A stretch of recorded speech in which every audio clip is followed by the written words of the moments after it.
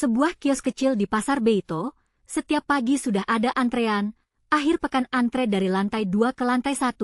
Semua karena masakan segar setiap hari dari pemilik, butuh 8 jam merebus, untuk rasa yang enak.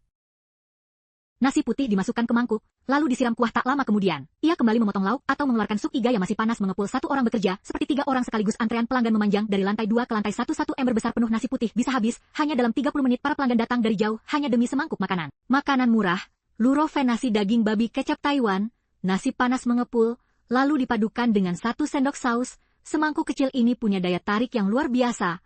Nasi lembut lemak kenyal, aromanya begitu harum dan sulit dilupakan, lengket di bibir tapi tidak berminyak, tampak sederhana namun penuh rahasia, kuncinya ada di perbandingan khusus antara kecap dan bumbu racikan. Masukkan daun bawang dan tumis cepat udang kering dan ebi digunakan untuk menambah aroma bawang merah, menghilangkan bau amis, dan memperkuat rasa. Semua ditumis perlahan dengan api sedang hingga berwarna keemasan.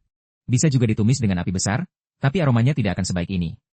Setelah itu daging berlemak dimasukkan dan ditumis, panci besar penuh daging cincang, saat ditumis tenaganya cukup menguras, agar aromanya benar-benar keluar harus pandai menggunakan tenaga pinggang.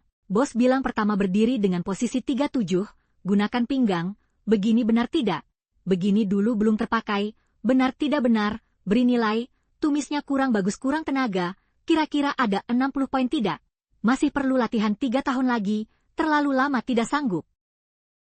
Kokoh berdiri cari penyangga, dorong tarik keahlian lama, setelah aromanya keluar, masih harus ditambahkan gula pasir dan gula batu, aroma karamel pun perlahan keluar.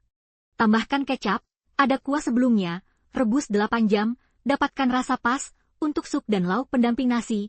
Pemiliknya juga membuatnya dengan sepenuh hati. Iga direndam dengan saus khusus, lalu ditambahkan kuning telur agar teksturnya lebih lembut. Untuk mengontrol suhu minyak, bos harus menggoreng secara bertahap, dalam sekejap menjadi keemasan dan menggoda, renyah di luar lembut di dalam, meresap ke dalam kaldu. Aroma kecap yang ringan perlahan keluar, kaki babi rebus kecapnya juga menjadi salah satu menu andalan. Daging tanpa lemak lembut tidak kering. Bos memperkenalkan ayam dingin harum teman, dagingnya lembut dan berair, kulitnya beraroma asap lembut, siram saus ayam asli menambah rasa. Pelanggan ingin datang ke sini, mereka datang dari tempat yang jauh, antri panjang di sini, mereka juga membayar untuk makanan kami, tentu saja kami harus memasak dengan hati. Sebenarnya toko kecil yang sudah berjualan lebih dari 30 tahun ini, bisnisnya tidak langsung baik.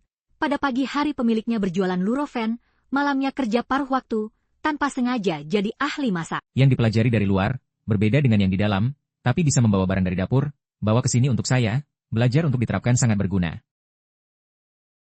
Memperlakukan mangkuk nasi dengan sepenuh hati, hanya dengan prinsip sederhana seperti itu membuat sebuah toko kecil pun bisa menghasilkan pencapaian besar. Kamu suka konten kami? Yuk, subscribe dan follow Liho TV.